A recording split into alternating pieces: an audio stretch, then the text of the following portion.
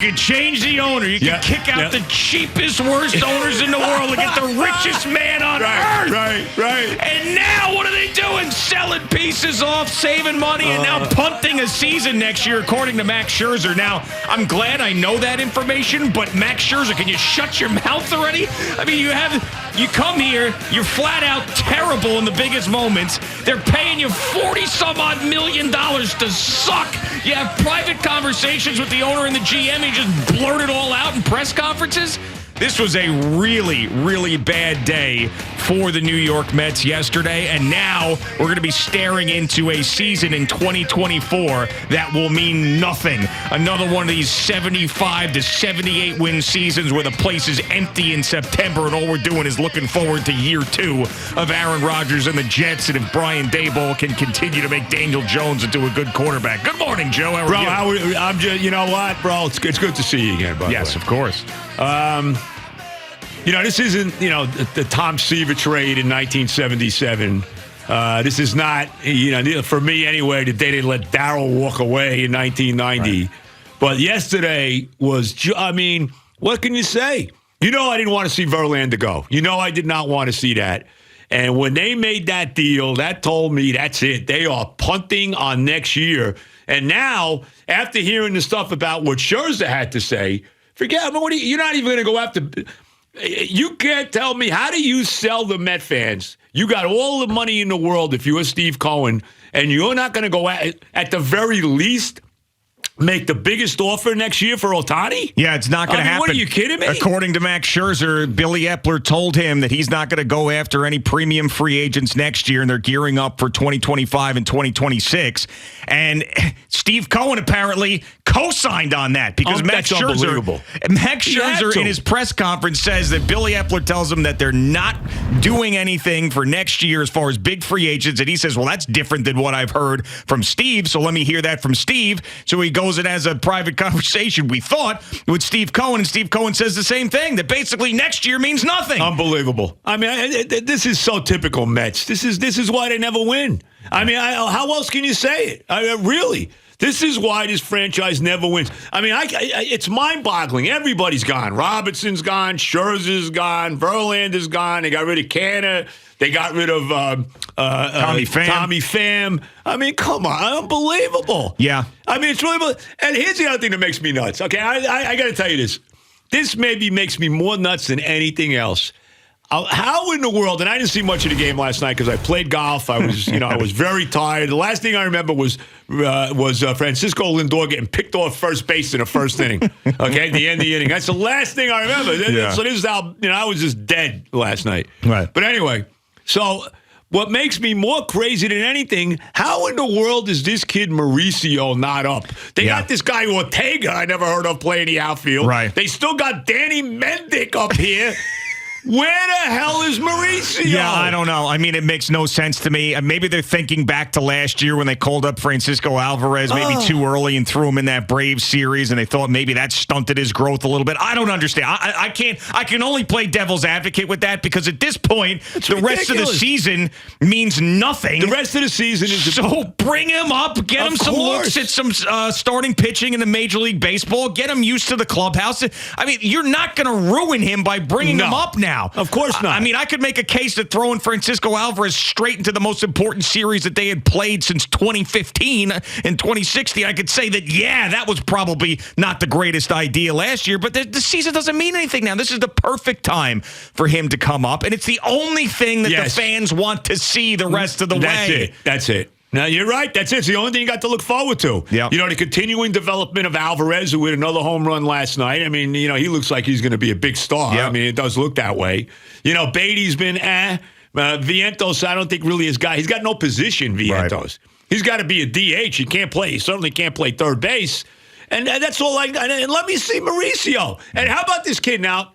The kid they got, Gilbert, which supposedly is the number one prospect that Houston had. Right. Is this guy ready to play in the major leagues or not? They said now here's what the scouts say. I'm not going to sit here and tell you that I know what the Drew Gilbert whole scouting report is prior to this, but that he is on the fast track. However, they think that it's more of a 2025 everyday player thing. Not even next year. Not next year. He could if he continues on this trajectory, but it's more likely that he's going to be an everyday player in 2025. But it could happen. It could happen next year if he continues this ascension, and maybe midway through the year he gets called up. I don't know. I think circumstances will dictate that, but I wouldn't expect him to be. And maybe he wins a job in spring training. Hell, I don't know. Maybe. But maybe. But to me, it sounds more like I think the Mets don't even care about next year. They're who's the rotation? Leave him down. I mean, let's ask. What's that? How about that question? So the rotation next year, right now, is Senga, Quintana. Right. What's after that? Tyler McGill? Yeah, Peterson. Oh, come on. I mean, I so remember that year that they went out and they got Rick Porcello. Oh. Just remember, and who else did they bring in? That other guy. From the Cardinals. He had pitched for the Cardinals for a long time. But they had those guys out there, and it was bargain basement hunting to fill out the rotation when Brody Van Wagenen and the Wilpons were still here.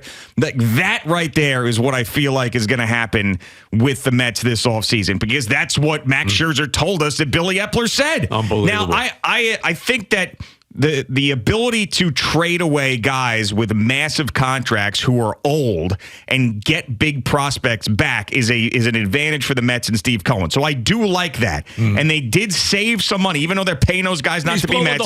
Isn't it like, how much money is he pays dead money for Cohen? Like almost $100 million, Yeah, right? It's over $100 million. Yes, it's over $100 million. Oh, my God. But that's what you have to do to get top prospects for guys that are old and expensive. No, I understand that. So I'm fine with that. What I'm not fine with is the fact that Billy Eppler is telling you that they're not going to go after premium free agents. Unbelievable. I mean, it's unbelievable. I mean, and once again, I said this yesterday, once again, you have, going into this offseason, the best baseball player in the game. Unbelievable. Maybe the greatest free agent ever. He's up there. Ever. And we were told that our owner, who is the richest owner in baseball by billions, by $3, $4, $5, $6, maybe even $10 billion, the richest owner in baseball, is not interested in this guy? Is not going to make an offer to him? It's unbelievable. So everything that we thought we were getting, it doesn't feel like we're getting right now from Steve Cohen. What we're getting is hosed. I mean, let's be honest. Here's a way. If you're a Met fan right today, okay, you're getting hosed. Okay, they're hosing you. That's exactly what they're doing.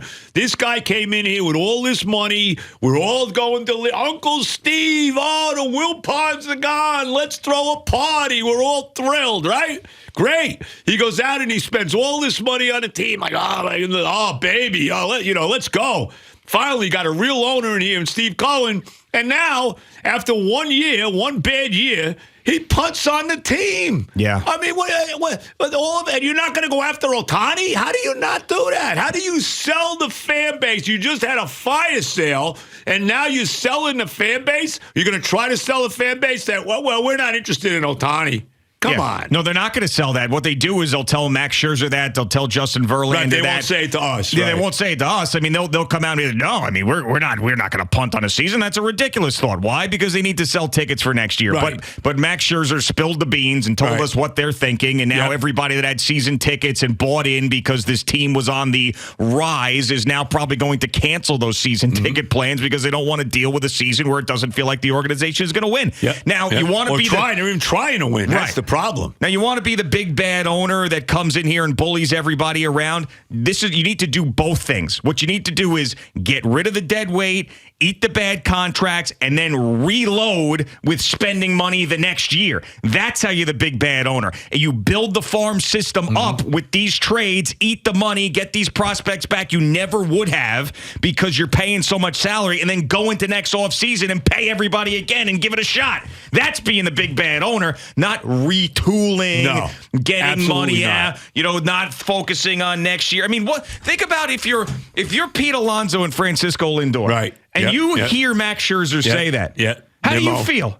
Yeah, no. How do you feel? What are we doing? Right? Well, why? I mean, I wouldn't be surprised if Pete Alonso was like, hell, and requested a trade like every NBA player does. Well, I'll tell you right now, what one thing Cohen could do to kind of appease at least me as a fan is give Lonzo a contract now. Yeah. I mean, let's sign Lonzo now. Let's not I keep saying this. I don't want to have to deal with what the Yankee fans had to deal with Judge, where they're sweating bullets that the guy may be walking away to go play for the Giants. Yeah. I mean, I don't want that with Alonzo. This should be done now. This guy's the face of the franchise. This is the greatest everyday player we've ever had. Let's be honest about it. And they need to get this deal done now. Yeah, really. I mean, that's really the only thing that's going to make him happy at this point. Because right. I do and believe make his fans happy. Right, I think. Yeah, I agree. I mean, I think that is Look something. At this guy, Rafael Ortega. Yeah, I know. No. Don't bring up Mauricio. Right. But we got Rafael Ortega in the lineup tonight. Yeah. Met fans, get excited. Yeah, you know what's amazing to me? Like and I know that's smart and you have to do this, but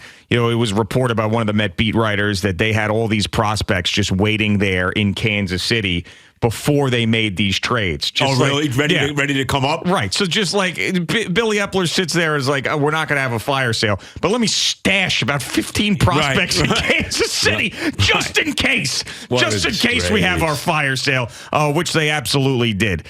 So, yeah, I mean, there's been a lot of embarrassing Mets seasons. There's been a lot of embarrassing Mets moments. I mean, the worst team money could buy with Jeff Torborg and Bobby Bonilla in the 1992 team. I mean, I Brett thought Saberhagen spraying bleach around the locker room. Right. Vince Coleman lighting firecrackers in L.A. Yep. Like I didn't think that was going to get worse than that, and maybe it's recency bias, but the fact that we're sitting here and you're trading off Justin Verlander, who made just like X amount of starts for. I mean, he barely pitched here, and then he goes back to the team that he came from to try to win another World Series. I mean, it's insanity. It is insane. I mean, like there's so many things that test fandom and so many things that you have to go through to remain loyal and be into it. And this is just such a kick in the nuts to the Mets fan. It's such a kick in the nuts. I mean, and think about all the commercials that they had leading into the season with the season tickets and Francisco Lindor's on the phone and Mr. Met's on the phone, all the hype and all the excitement around it. And the franchise is dead again. And not only are they dead, we got nothing to look forward to this offseason. Unbelievable. It was Michael Wacha, by the way. Oh, that's right. Michael Wacha. Rick That's Porcello right. And Michael Wacha. Yeah. Waka. Good call by you. It's Eddie remembered. But it's amazing to me that's what we're gonna get. That's the type of pitchers you're gonna get to fill the rotation next year. I mean, it really is mind-boggling. I mean, when you think about it, his team wins 101 games last year. They're gonna wind up being the team that was the worst team ever in the history of baseball following a 100-win season. And win like 70 games this year, whatever they're gonna win. I mean, it's unbelievable. I mean, this is so typical of the Mets. Yeah, they really. Everybody kills the football team, the Jets, and they deserve it. I mean, they're basically a laughing stock. I think you're at the top of the list of killing them. Right? Well, I am. Yes. But I mean, the baseball team, my football team. That's my, the baseball team is not too far away. No, I agree. I mean, 1986 is getting farther and farther away all the time. No, of course. I mean, and I've got lots of great Mets moments in my lifetime, but the ones that are painful just keep adding up. There's and a up lot and more up. pain than there is happiness. Right. Bro. There generally is with sports franchises, but I mean, the Mets, it's just when they fail so miserably, and it becomes a joke. And then once again, like one of the things that I remember saying when Steve Cohen became the owner was that the Mets were no longer going to be a joke. Yes. And they were going to be competitive every year. They're going to be competing for a championship every year. They were going to be Dodgers East. That's what we thought, right? They were going to be respected. At least, be the Yankees in New York, right? They were going to be right there with the Yankees. They're not exactly lighting it up. Right, I know. But and no one's going to laugh at us anymore. All of that is over. And here we are now. I mean, even when we were good last year, people were laughing at us with Timmy Trumpet. You know what I'm saying? Yeah. It's like there's just so much crap around them. It never ends. Yeah. I mean, and the fact that you get, and maybe you get Steve Cohen and you get his wonderful wife, and she is awesome, by the way. I had a chance to talk to her. Oh, you know Cohen's wife? I don't know her. I had a chance to talk to her for a good 20 minutes. She is great. She's got to be pissed, by the way, because she's a big Met fan, right? Yes, and she's got to be. Wasn't there a rumor that Cohen is really not a big Met fan? Didn't I hear that somewhere? I didn't hear that. No. I don't know where I heard it. I didn't hear that. No, I'm pretty sure he's a big Met fan. All right. But here we are. I mean, at least Max Scherzer got his free Mazda while he was here, right? Oh, did he get a free Mazda? Oh, yeah, you didn't hear that. No, he got those a Mazda? commercials. Yeah, they were running. So by the way, speaking of that, did McNeil get his car from Lindor yet? No, I don't think so. No, I don't think so. Yeah. Guy's making $34 million a year. Do you think you could buy him you could buy him a Toyota Corolla? I mean, would that be a big deal? I mean, for crying out loud. I mean, come on. Boomer bought Craig a Ford Raptor back in the day, and Francisco Lindor can't get Jeff McNeil like a Honda Fit. Right. I mean, Jesus Christ. But yeah, he got that free Mazda. They had to pull those spots right away, right? They had to for Max. God. Yeah, right. Yeah. Hi, I'm Max Scherzer. I got myself a free Mazda. And all those people, this is a memo to all these people that go out and buy jerseys of guys that, it's questionable. Like, everybody that bought like a Max Scherzer or a Justin Verlander Met jersey, you happy you bought that now? Yeah, you just wipe your ass with it. Seriously. Yeah. This is why I never buy jerseys of anybody, until I see they have to do something for my team. You know what I mean? They have to do something. Right. You can't it's like with Aaron Rodgers. There's no way I'm going out and buying an Aaron Rodgers. I will buy an Aaron Rodgers jersey when the confetti is coming down. Okay? Yeah, right. It'll be on order. Okay? But until then, no. I mean, really. Yeah, that's why I still wear the Merino jersey. Yeah. Well, Merino, of course. Well, never goes out of style. Never. You can wear Merino for the rest of your life. It's like a crucifix. Right. That's right. Yeah. I wonder who they're going to get now to do those Mazda commercials. Maybe Rafael Ortega. Hi, I'm Rafael Ortega for Mazda of wherever, Center Reach. They'll get Senga's interpreter to do the commercial. Oh, my What goodness. a disaster. Thanks so much for watching the video. Please like and subscribe. And don't forget to hit the bell so you're notified when we're dropping new content.